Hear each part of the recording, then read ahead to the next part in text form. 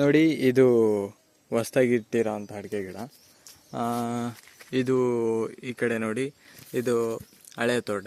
Already ಇದು ಅಡಿಕೆ ಕಾಯಿ ಬಿಡ್ತಾ ಇದೆ, ಮಾಡ್ತಾನೂ ಇದ್ದೀವಿ.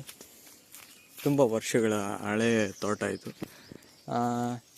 ಏನಂದರೆ ಈಗ ನಾವು ಡ್ರಿಪ್ ಮಾಡಿದ್ದೀವಲ್ಲ, ಡ್ರಿಪ್ ಪೈಪ್ ಹಾಕಿದ್ದೀವಿ ನೋಡಿ, ಇಲ್ಲಿ ಕಾಣಿಸ್ತಾ ಇದೆಯಲ್ಲ, ಇದು PUC ಪೈಪು, ಇದು ಡ್ರಿಪ್ ಪೈಪು.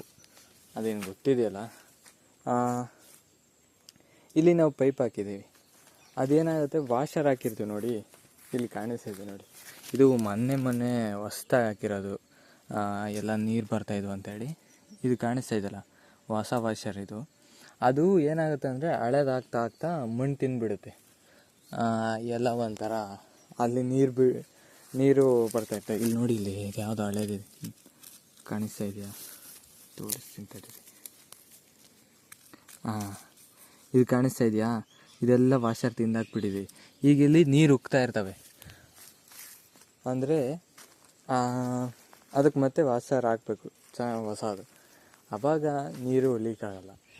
ಅದು ಲೀಕ್ ಆದ್ರೂ ಏನಂತ ಹೇಳೋದು, ಏನು ಮಾಡಬೇಕಂದ್ರೆ, ಇನ್ನೇನಿಲ್ಲ, ಹೊಸದು ಹಾಕೋಬೇಕು. ನಾನು ಹೇಳ್ತಾ ಇರೋದು ಅದಲ್ಲ.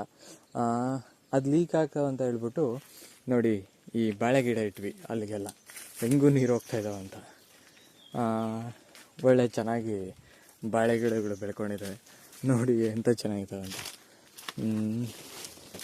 ಲೀಕ್ ಆದರೆ ಇನ್ನೇನು ಮಾಡೋಕ್ಕಾಗಲ್ಲ ಅಂತ ಹೇಳ್ಬಿಟ್ಟು ಬಾಳೆ ಗಿಡ ಇಕ್ಕಿದ್ವಿ. ಒಳ್ಳೆ ಚೆನ್ನಾಗಿ ಬಾಳೆ ಗಿಡ ಬೆಳ್ಕೊಂಡಿದ್ದಾವೆ ನೋಡಿ, ಗೊನೆಗಳು ಹೆಂಗಿದ್ದಾವೆ ಅಂತ. ತುಂಬ ಚೆನ್ನಾಗಿ ಬಂದಿದ್ದಾವೆ ಬಾಳೆ ಗಿಡ ಎಲ್ಲ. ಅದನ್ನು ರಿಪೇರಿ ಮಾಡೋದಕ್ಕಿಂತ, ಅಂದರೆ ವಾಷರ್ ಹಾಕೋದಕ್ಕಿಂತ ಈ ಥರ ಇಟ್ಬಿಟ್ರೆ ಹೊತ್ತಾಗೆ ಬಾಳೆ ಗಿಡನಾದರೂ ಬೆಳ್ಕೊಳ್ತವೆ ಅಂತ ಇಟ್ಟಿದ್ವಿ ಅಷ್ಟೇ. ಹಾಗೆ ಇದು ಅಷ್ಟೇ, ತೆಂಗಿನ ಗಿಡ, ತೆಂಗಿನಕಾಯಿ ಹೂಣ್ ಹಾಕಿದ್ವಿ.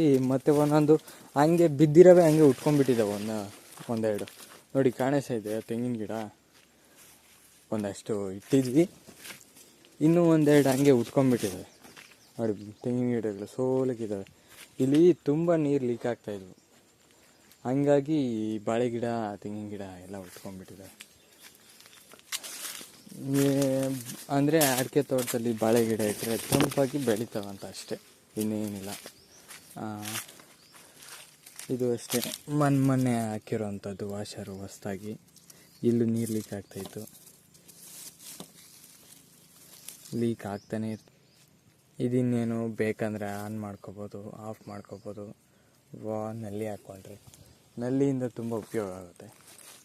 ಇನ್ನು ನಮ್ಮ ತೋಟ ನೋಡಿ ಹೆಂಗಿದೆ ಅಂತ ನಿಮಗೆ ಕ್ಲೀನಾಗಿ ಕಾಣಿಸ್ತೇ ಇರ್ಬೋದು. ಆದರೆ ಏನಂತ ಅಂದರೆ, ಇವಾಗ ಈ ಕಾಣಿಸ್ತಾ ಇದೆಯಲ್ಲ ಗರಿ ಎಲ್ಲ, ಅದನ್ನು ನಾವು ಹಂಗೆ ಬಿಟ್ಬಿಡ್ತೀವಿ. ಮಳೆಗಾಲ ಬಂದರೆ ಮತ್ತೆ ಕೊಳ್ತೋಗಿ ಮತ್ತೆ ಅದೇ ಗೊಬ್ಬರ ಆಗ್ತದೆ.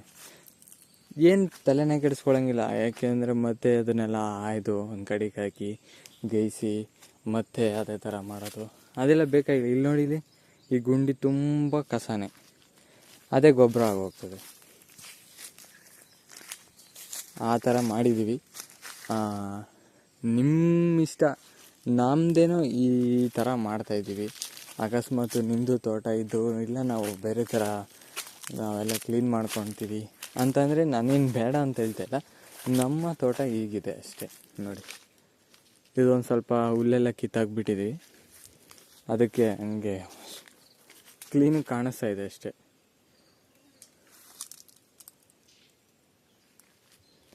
ಇನ್ನು ಹೊಸ್ದಾಗಿ ಡ್ರಿಪ್ ಹಾಕಿದ್ವಿ. ಡ್ರಿಪ್ ಪೈಪನ್ನು ಇದೆಲ್ಲ ಹೋಗಿದೆ ಅಂತ ಹೇಳ್ಬಿಟ್ಟು ನೋಡಿ, ಅಲ್ಲಿ ಹಳೆಯದು. ಅದು ಬಿಟ್ಟರೆ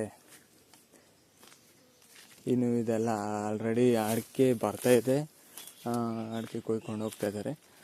ಇನ್ನು ಏನಾದರೂ ಡೌಟ್ಸ್ ಇದ್ದರೆ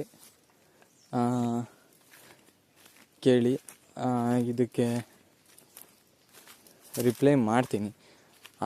ಡೌಟ್ಸ್ ಅಂತ ಅಂದರೆ ಇನ್ನೇನು, ಈ ಡ್ರಿಪ್ ಪೈಪ್ ಬಗ್ಗೆ, ಡ್ರಿಪ್ಪು ಯಾವ ಥರ ಮಾಡ್ಬೋದು ಅನ್ನೋದೇನಾದರೂ ಇದ್ದರೆ ಕೇಳಿ, ವಿಡಿಯೋನೇ ಮಾಡ್ತೀನಿ ಅಷ್ಟೇ. ನೋಡಿ, ಇದೆಲ್ಲ ಹಳೆ ಪೈಪು ಮತ್ತು ಹೊಸ ಪೈಪು. ಇದಿಷ್ಟು ನಮ್ಮ ತೋಟ.